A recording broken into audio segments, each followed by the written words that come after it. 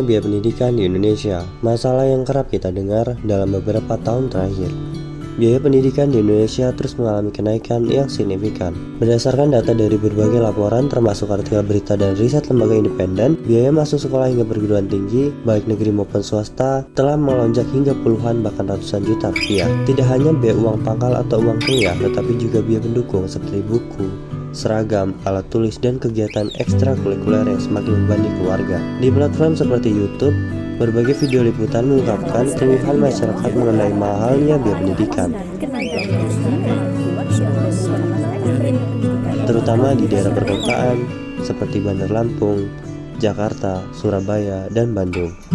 Salah satu sumber yakni laporan dari Kompas pada tahun 2023 mencatat bahwa biaya pendidikan dari tingkat SD hingga perguruan tinggi meningkat sekitar 10-15% setiap tahun. Banyak keluarga di kelas menengah ke bawah yang merasa tertekan dengan biaya ini, bahkan harus meminjam uang atau menggadaikan aset untuk memastikan anak-anak mereka dapat melanjutkan pendidikan. Data dari BPS Badan Pusat Statistik juga menunjukkan bahwa biaya pendidikan menyumbang salah satu pengeluaran besar dalam keluarga di Indonesia.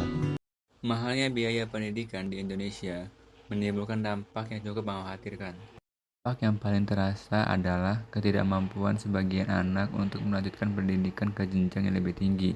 Keluarga yang tidak memiliki cukup dana seringkali terpaksa memilih untuk menyekolahkan anak-anaknya hanya sampai tingkat menengah atau bahkan ada yang memutuskan untuk tidak melanjutkan pendidikan sama sekali. Akibatnya, kesempatan mereka untuk mendapatkan pekerjaan yang lebih baik di masa depan menjadi semakin terbatas. Selain itu, tekanan psikologis juga dialami oleh para orang tua dan anak. Banyak orang tua merasa cemas dan stres karena tidak tahu bagaimana mereka bisa membayar pendidikan yang semakin tinggi. Sementara anak-anak merasa terbebani dengan ekspektasi yang besar, rasa takut gagal dan tidak mampu melanjutkan sekolah seringkali menghantui, sehingga berdampak negatif pada prestasi akademis dan kesehatan mental. Yang terakhir, ketidakmampuan masyarakat untuk mengakses pendidikan yang layak dapat memperlebar kesenjangan sosial dan ekonomi di Indonesia. Hal ini dapat menghambat pembangunan SDM yang berkualitas dan menghalangi kemajuan bangsa secara keseluruhan. Berikut adalah beberapa saran dan rekomendasi untuk mengatasi masalah mahalnya biaya pendidikan di Indonesia. Yang pertama, peningkatan dana bantuan pendidikan.